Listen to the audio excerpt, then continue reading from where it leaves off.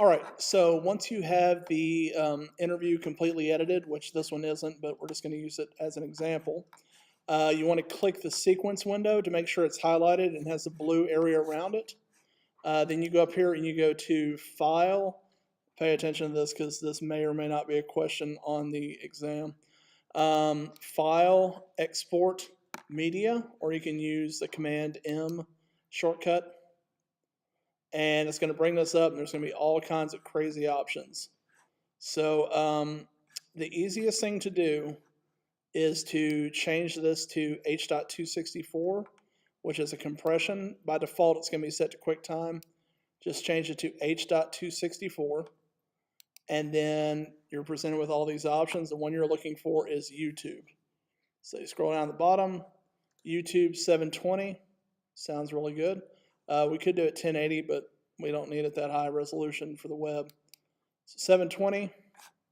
The output name is going to be where it saves to. So if you click that, right now it's just saving that to the Galen 2 folder. I'm fine with that. Just want to rename it to something else. So we'll call it Nicholas Interview. And then click Save and Export. And then we wait for it to export. So, are there any questions for the next 42 seconds?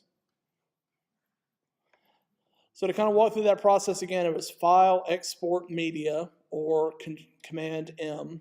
When you get to the Export Settings window, change your format to H.264, change your preset to YouTube 720, and alter your output name.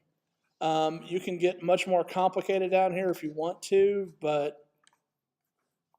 you don't want to. That's for an upper level class for other stuff. So by default, it does the native resolution, and it was sourced in 1080 at 30 frames a second, and it's just compressing it down to 720, also at 30 frames per second. So, by the way, the standard, also another possible test question, the standard frames per second used with TV and web production is 30 frames a second. 24 would be what you would use for movies, for cinema, and 60 would be what you would use for sports and video games. Basically, a frame per second is how many pictures make up a second of video. So, okay, so now that we're done with that, we can go to our folder, which was, in this case, a Galen 2 folder, and there's our interview in an MP4 format. So, let's click this. It's giving me so much more discipline. Show me I can get through it.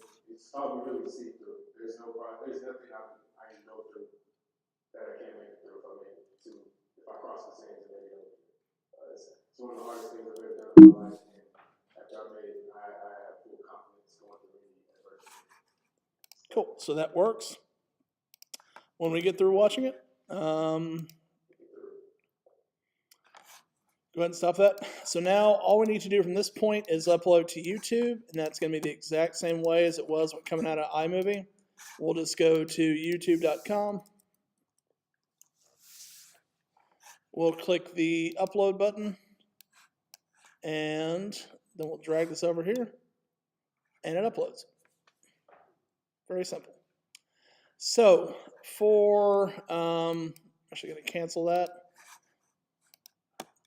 So for what we have going on next week, the actual upload's not due until, I believe it's the 9th.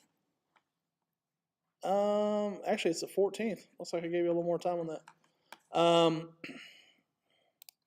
no, that's video assignment 2, part 1. So it is 2 weeks from today. Yeah, exactly right. November 19th or November 9th. Gosh, can't even read today. So November 9th is when that final is due.